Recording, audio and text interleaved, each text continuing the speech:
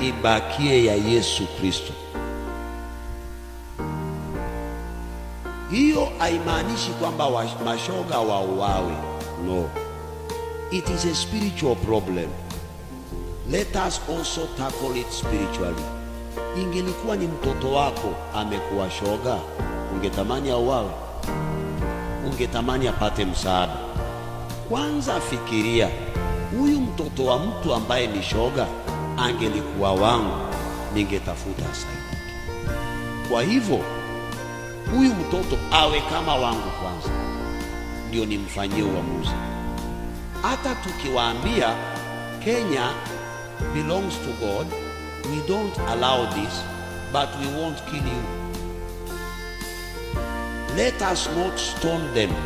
Let us not judge them harshly.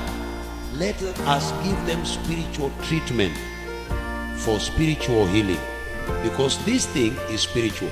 Mtu aliye na maumbile ya kiume akienda kuoa mwanaume mwenzake, hiyo ni kimwili ama ni kiroho? Ni kiroho. Kwa hivyo let us not approach it physically and with harsh punishment.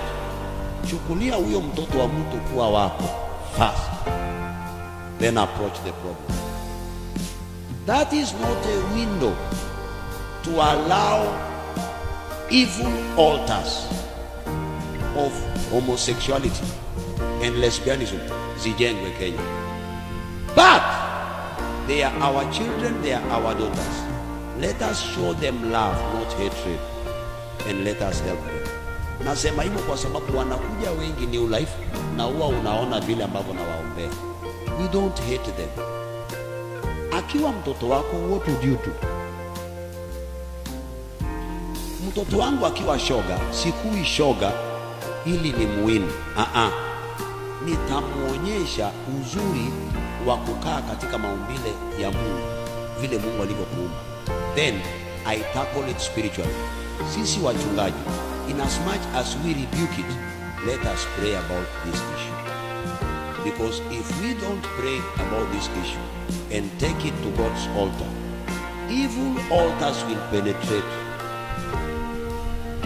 Kitambo usikie koti ya Kenya, jaji wa Kenya anayejua maadili yote aseme tuwape ruhusa, ujue it is spiritual hata huko kwa koti.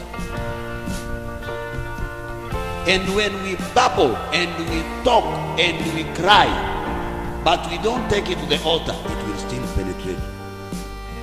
So let us tackle it spiritually and let us solve this problem. My take on this, let us show them love first. Let us not hate them. Let us tackle it spiritually. But never allow evil altars ziwe erected in the land which is in the east. It belongs to God. Wao pia hawapendi kuwa mashoga. Sikudanganyi. Nimeketi na wao, hawataki. Lakini kama kanisa alifukuzwa, pastor anamuita shetani, mshauri anamuogopa, kwa jamii wanaitwa mashetani, ataenda wapi? Wataifanya kisiri na watarecruit wengi, hata mtoto wako, hata mtoto wangu. Tutaenda wapi? Let us bring them to the altar and give them treatment. Mgonjwa wa Ebola hatupwi msituni, analetwa hospitalini. Tunavaa barakoa, tunavaa gloves, tunavaa kila kitu ndio tuwatibu ili tusiambukizwe. Kwa hivyo watoto wetu hao, ndugu zetu hao, we must call them to God's hospital, the church. We must show them that we can treat them. We must show them they are not devils. We must show them they are not demons. Alafu tusaidie hapo. They are our children, they are our parents, they are our brothers. Huo ndio msimamo wetu. Lakini usifungue mlango. Ukifungua mlango, hata wewe inamaanisha umejenga hiyo madhabahu kwa hiyo nchi. Hata wewe utajishtukia, utaota hizo ndoto za ushoga. Utafanya nini? Don't hate them. There is somewhere shetani anataka kupenya kwa watoto wetu. Tuwachukulie ni watoto wetu kwanza. Ni watoto wetu. Don't hate them. For you to help someone, you don't need to hate that person. Love covers all.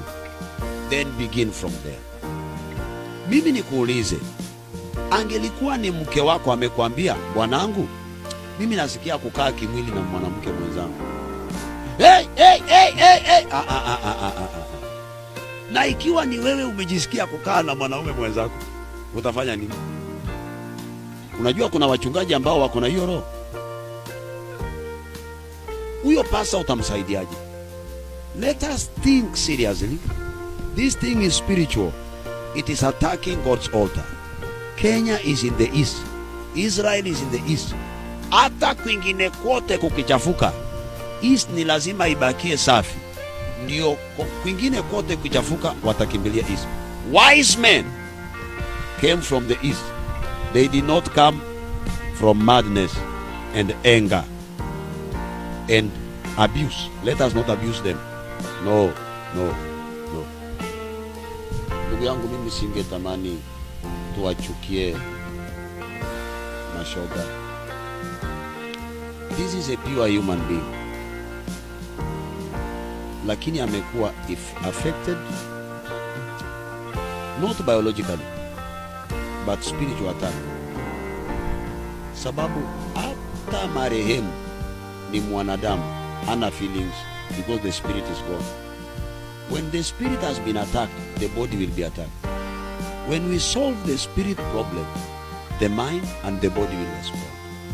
I think it is our duty. Wanadamu wengine wanaweza kupiga kelele. Sisi hatustahili kupiga kelele. Sisi tunastahili kuingia maombi, then to advise people. How can we win these people, these sons and daughters, wakati ambapo tunawachukia?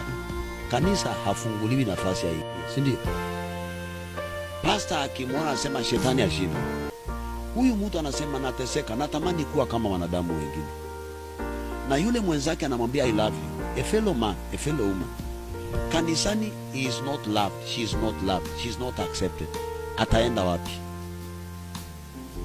Imagine jambazi anataka kuokoka na pastor anasema ni jambazi huyo, muue kabisa. Ataokoka wapi? Na unajua roho ya ujambazi ni roho.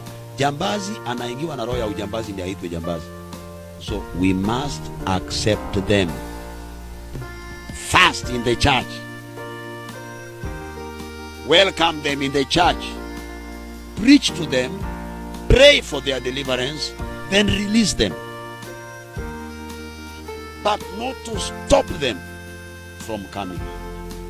Nashukuru Mungu wamejitokeza. Wamesema tuko Kenya. Wajua we have been living in denial. Hakuna mashoga Kenya. Wako. Sasa let us now help them. The National Gay and Lesbian Human Rights Commission must be permitted to officially register as NGO. And this is according to recent ruling by the Kenya Supreme Court. And I quote, "It would be unconstitutional to limit the right of associate through denial of registration of an association purely on the basis of sexual orientation of the applicant," the judges of the Supreme Court wrote in their decision. Importantly, they also said, "We hold that this right is inherent in everyone irrespective of whether the views they are seeking to promote are popular or not. Given that the right to freedom of association is a human right, vital to the functioning of any democratic society, as well as an essential prerequisite enjoyment of other fundamental rights and freedom. And because the Supreme Court of Kenya is the country's highest court, its decision concludes a 10-year legal case. The former executive director of NGLHRC, Eric Gitari, challenged the refusal of the executive director of the Kenya NGO Coordination Board to allow him to apply for NGO registration under a name that included the term gay or lesbian in 2013. In 2015, the High Court and the Court of Appeal both made decision in his favor. The binding decision at all three levels of the court found that the refusal, based on the claim that homosexuality is illegal in the East African nation, was unconstitutional and directly against the guarantee of freedom of association regardless of sexual orientation. NGLHRC and all LGBTQ Kenyans wishing to exercise their constitutionally protected right to freely meet and organize has been rewarded with this unequivocal ruling from the Supreme Court. 3 courts have rightly confirmed that organizations that work to protect human rights should be allowed to do so with full legal protection. And these include organizations that help LGBTQ people, even in places where draconian laws still prohibit same-sex intimacy. So, as Kenyan Schools TV, we don't support or open doors to this act or ruling that was made by the Supreme Court, but we have recognized that this is a spirit that is creeping in our young generation, and we should be on our knees praying for the youths of our country. Be blessed, and please don't forget to subscribe, like, and comment down below on the views of this ruling.